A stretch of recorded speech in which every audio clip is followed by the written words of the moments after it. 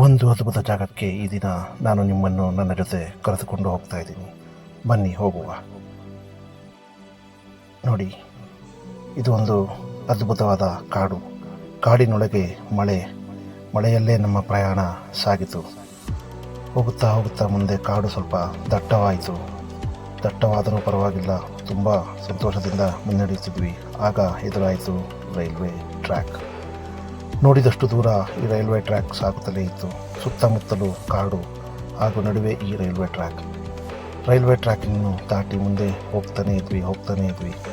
ಕೊನೆಗೆ ನಮಗೆ ಎದುರಾಯಿತು ಒಂದು ಟ್ರೈನ್. ಪಕ್ಕದಲ್ಲಿ ನಿಂತು ಆ ಟ್ರೈನನ್ನು ನೋಡುತ್ತಾ ಮತ್ತೆ ನಮ್ಮ ಪ್ರಯಾಣ ಕಾಡಿನೊಳಗೆ ಸಾಗಿತು.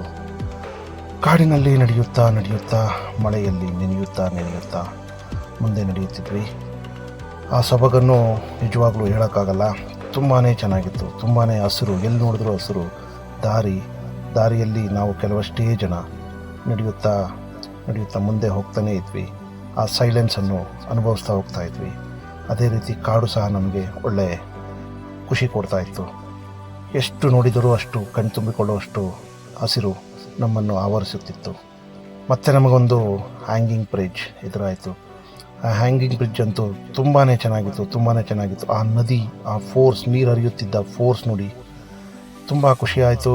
ಮತ್ತು ಯಪ್ಪ, ಏನು ಈ ಜಾಗ ಎಷ್ಟು ಸುಂದರವಾಗಿದೆ ಅಂತ ನೆನೆಸ್ಕೊತ ಮುಂದೆ ನಡಿಲೇಬೇಕಾಯಿತು. ನಡೀತಾ ಹೋಗ್ತಾ ಇದ್ದಾಗ ನಮಗೆ ಕಂಡಿದ್ದು ಒಂದು ಅದ್ಭುತ.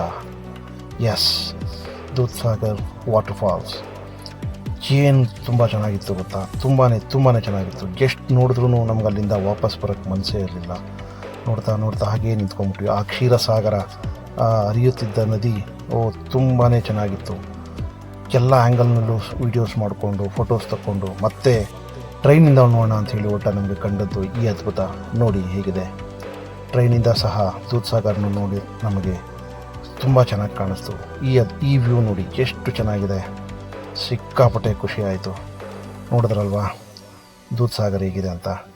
ಬನ್ನಿ, ಇರೋ ಟೆನ್ಷನ್ ಇದ್ದಿದ್ದೆ ಎಲ್ಲ ಟೆನ್ಷನನ್ನು ಒಂದು ಗಂಟು ಮೂಟೆ ಕಟ್ಟಿ ಹತ್ತಿ ಬನ್ನಿ. ಟ್ರೈನಲ್ಲಾದರೂ ಬರ್ಬೋದು, ಅಥವಾ ನೀವು ಸ್ನೇಹಿತರೊಟ್ಟಿಗಾದರೂ ಬರ್ಬೋದು. ಈ ಕಾಡಿನ ಸೌಂದರ್ಯನ ಅನುಭವಿಸ್ತಾ ಒಂದೊಳ್ಳೆ ಸುಂದರ ವಾಟರ್ ಫಾಲ್ಸನ್ನು ನೋಡ್ಬೋದು. ಎಷ್ಟು ಹಸಿರು ನೋಡಿದ್ರೂ ನಿಮಗೆ ಇನ್ನೂ ನೋಡಬೇಕು ಅನಿಸುತ್ತೆ. ಇದೆಲ್ಲ ನೋಡಬೇಕಂದ್ರೆ ಬನ್ನಿ.